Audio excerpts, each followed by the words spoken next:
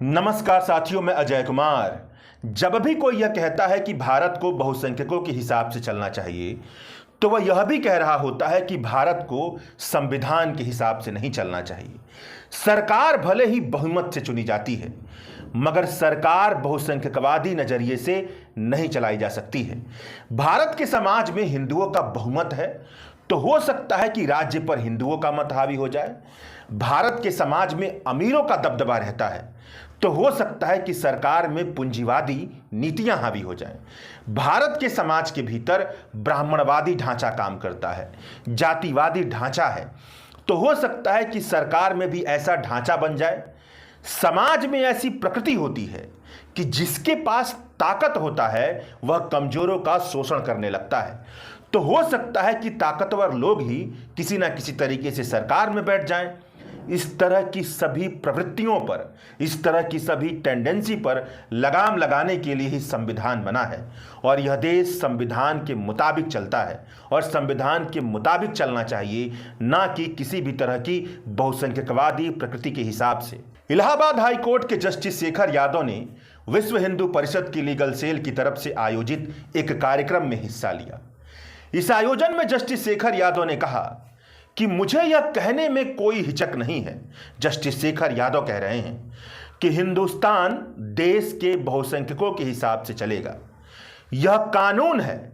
मैं यह बात हाई कोर्ट के जज के तौर पर नहीं बोल रहा, आप अपने परिवार या समाज को ही ले लीजिए कि जो बात ज्यादा लोगों को मंजूर होती है उसे ही स्वीकार कर लिया जाता है।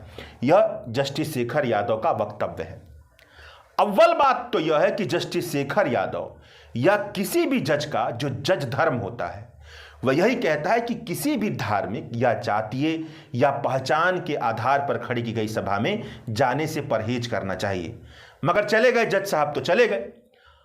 तो जज साहब के आचरण की असली परीक्षा इस बात से होगी कि वह जज जाकर के वहां पर क्या बर्ताव करता है, क्या बोलता है, क्या कहता है।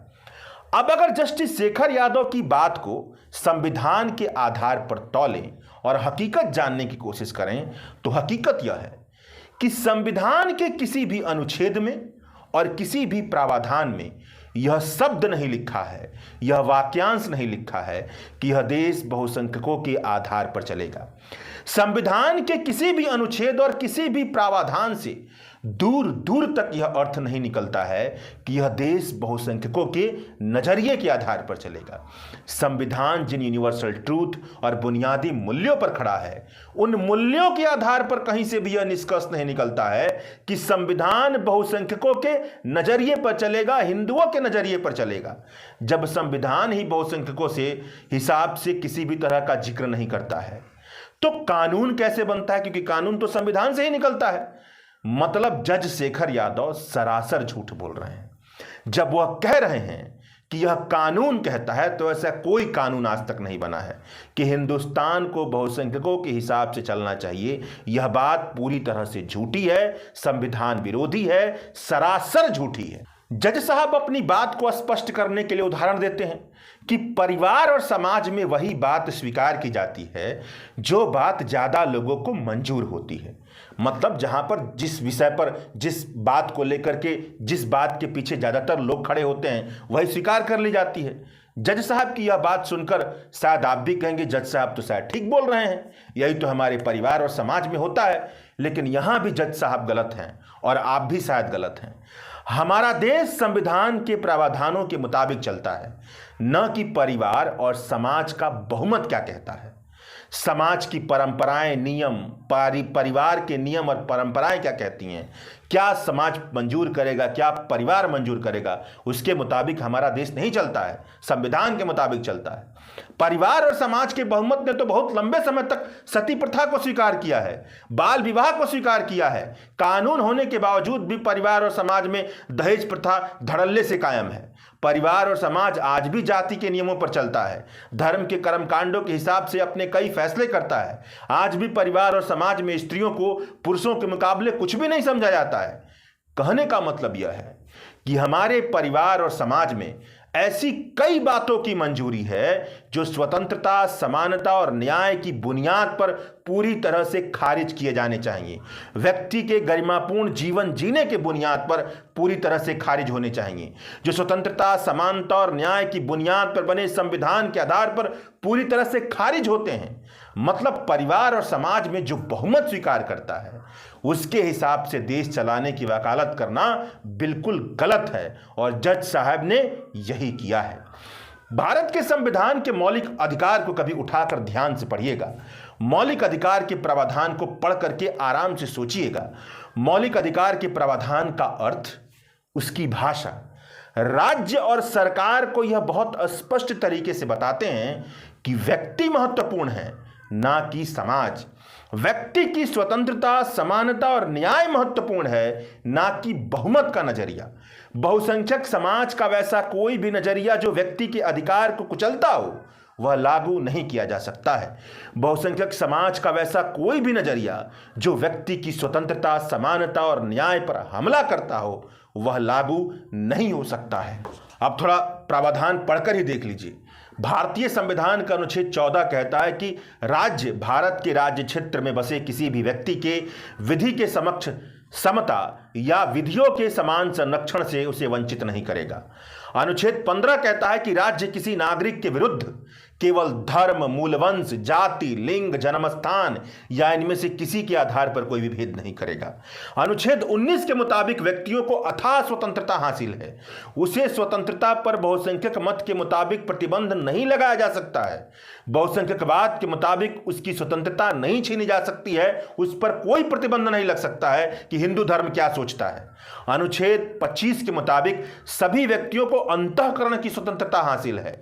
अनुच्छेद 29 और 30 में तो अल्पसंख्यक समुदाय तक का जिक्र किया गया है। कहने का मतलब यह है कि भारत के संविधान से किसी भी व्यक्ति को यह स्वतंत्रता हासिल है कि वह जैसे मर्जी वैसे जिए। चाहे तो वह मुस्लिम धर्म के मुताबिक जिए, हिंदू धर्म के मुताबिक जिए, या तो बिना धर्म के जिए, नास्तिक होकर जिए, आस्तिक होकर जिए।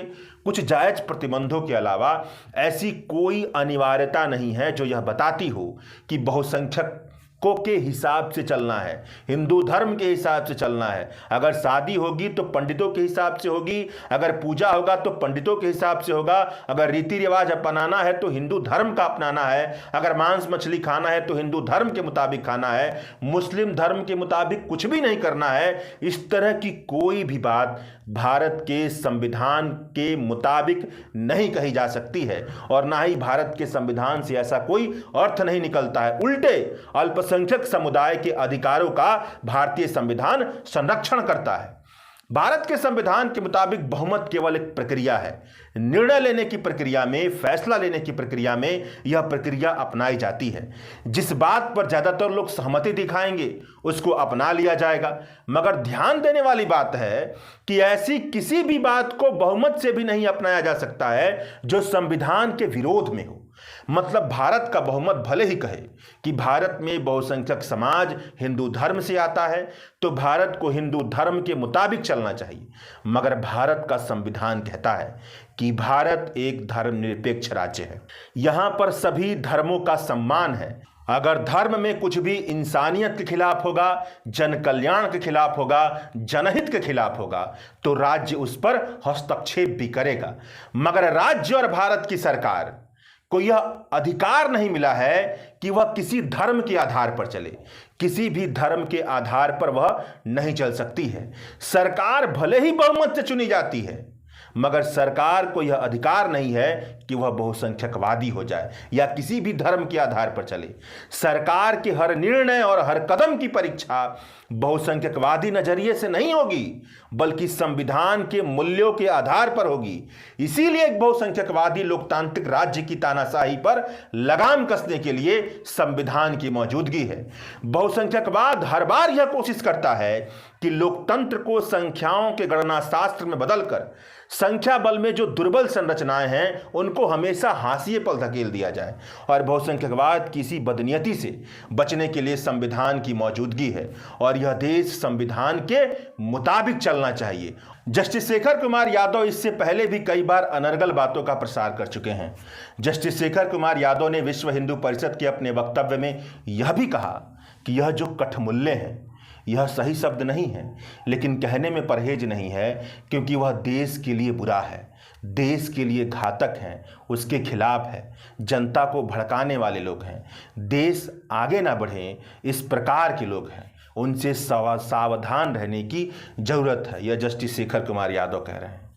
इस वक्तव्य का मतलब यही है कि जस्टिस शेखर कुमार यादव ने पब्लिक के सामने पूरी सोच समझकर, पूरे यकीन के साथ कठमुल्ला शब्द का इस्तेमाल करते हुए मुसलमानों के खिलाफ अपने दिमाग में बसे सांप्रदायिक नफरत का इजहार किया है। जस्टिस शेखर कुमार यादव कोई आम व्यक्ति नहीं है, जज के पद पर बैठे हुए व्यक्ति हैं। जज मतलब न्यायपालिका का हिस्सा हैं। कार्यपालिका, विधायिका और न्यायपालिका में न्यायपालिका भारतीय लोकतांत्रिक संरचना का वह हिस्सा है जिसकी जिम्मेदारी न्याय करने की है, जस्टिस करने की, जो सबसे बड़ा मूल्य होता है। मतलब न्याय के पद पर एक ऐसा व्यक्ति बैठा है जो खुलेआम पूरे यकीन के साथ सांप्रदायिकता को न केवल परोस रहा है बल्कि उसे बढ़ावा भी दे रहा है, उसका प्रचार प्रसार कर रहा है, लोगों को कह रहा है कि आप इसे अपनाइए। यानी यह कहने में किसी भी तरह का अतिरेक नहीं होगा कि जस्टिस शेखर कुमार यादव जैसे जजों से इस देश और संविधान को सबसे बड़ा खतरा है।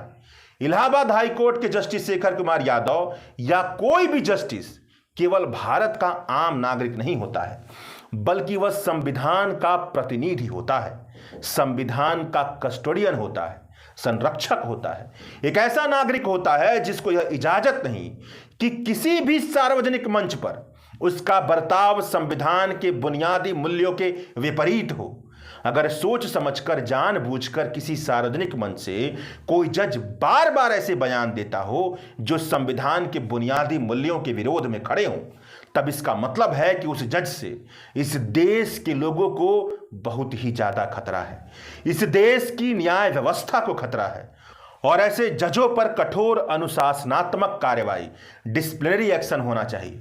अगर अनुशासनात्मक कार्रवाई नहीं हो रही है, संविधान के बुनियादी मूल्यों के खिलाफ खड़े होने वाले जज यह यकीन है कि उनके खिलाफ किसी भी तरह की कार्रवाई नहीं होगी, तो यही वह सबूत है, यही वह प्रमाण है, यही वह एविडेंस है जो यह बताता है कि भारत की राज्य व्यवस्था और न्याय व्यवस्था संविधान के मुताबिक नहीं चल रही है। शुक्रिया।